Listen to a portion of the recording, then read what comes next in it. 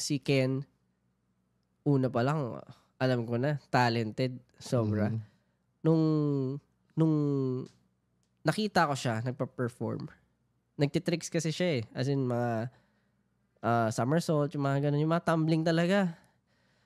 As in, tapos, sabi ko, grabe tong taon to. Lumilipad. Tapos nung nalaman ko na kumakanta siya, Okay.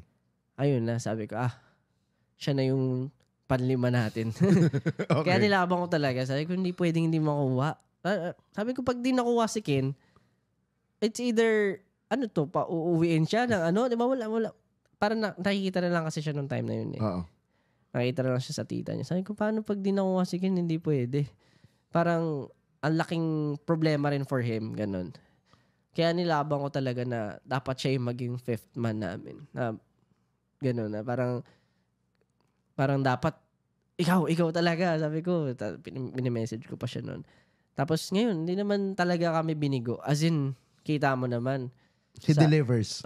Ibang klase. Iba rin ang mind ni Ken. Siguro minsan, hirap lang siya. Minsan, kasi introvert siya eh. Hirap siya minsan makipaghalubilo, gano'n. Pero alam mo sa utak niya, laging meron siyang iniisip na something for his craft or for the entire thing na ginagawa para mapaganda. Alam mo yun? Kita mo naman nag-reflect din sa music niya. Ibang klase. Ibang levels. Na parang, that's Ken.